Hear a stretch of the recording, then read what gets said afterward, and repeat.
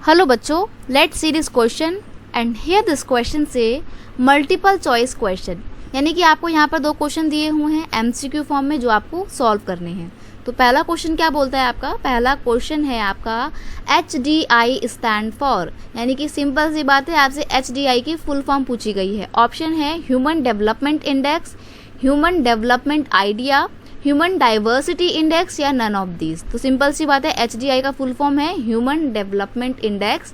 और इसके बारे में जाने तो HCI यानी कि वही human development index is a composite statistic of life expectancy, education and income per capita indicators which are used to rank country into 4 tiers of human development। देखो, ह्यूमन डेवलपमेंट जो है ना, इसकी एक रिपोर्ट होती है, ह्यूमन डेवलपमेंट इंडेक्स की report होती है जिसको हर साल UNDP पब्लिश करता है। और जब ये ह्यूमन डेवलपमेंट इंडेक्स की रिपोर्ट बनाई जा रही होती है तो कंट्री के ना कुछ 4 बेसिस का इस्तेमाल किया जाता है, यानी कि उस कंट्री में लाइफ एक्सपेक्टेंसी कितनी है, एजुकेशन कितने लोगों को मिली हुई है, लिटरेसी रेट के बारे में जाना जाता है, पर कैपिटा इनकम क्या है। इन तीनों चीज़ों को सम अप करके ह्यूमन डेवलपमेंट इंडेक्स को निकाला जाता है।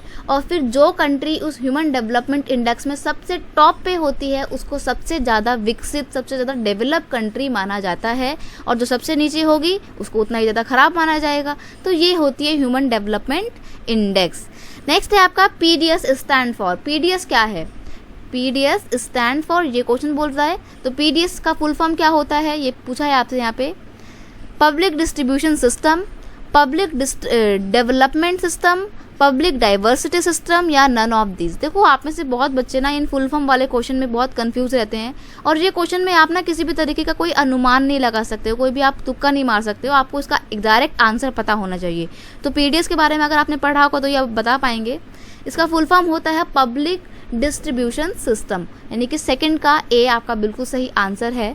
अब ये पब्लिक डिस्ट्रीब्यूशन सिस्टम क्या होता है? इसमें major commodities distributed through the PDS included staple food grain such as wheat, rice, sugar and kerosene through a network of fair prices shops, यानी कि जो कुछ फेयर प्राइसेस शॉप होते हैं जिनको राशन की दुकानें बोलते हैं, वहाँ पे लोगों को स्टेपल फूड ग्रेन, यानी कि वो फूड ग्रेन्स या फूड आइटम जो उनकी लाइफ के लिए बहुत ज़रूरी होते हैं, जो उनकी बेसिक रिक्वायरमेंट होती हैं, उनको मार्केट प्राइस के कंपैरिजन में बहुत ही सस्ते दामों पर उनको ये फूड ग्रेन्स प्रोवाइड किए जाते हैं। और ये फूड ग्रेन्स कौन कौन से हो सकते हैं? चावल हो सकता है, गेहूँ हो सकता है, चीनी हो सकता है, कैरोसिन यानी कि मिट्टी का तेल हो सकता है, ताकि वो अपना खाना पका पाएँ। तो ये सब चीज़ें जो होती हैं ना, पब्लिक डिस्ट्रीब्यूशन सिस्टम में प्रोवाइड की जाती हैं लोगों को बहुत ही कम दरों पर, ताकि कोई भी भूखा ना सोए।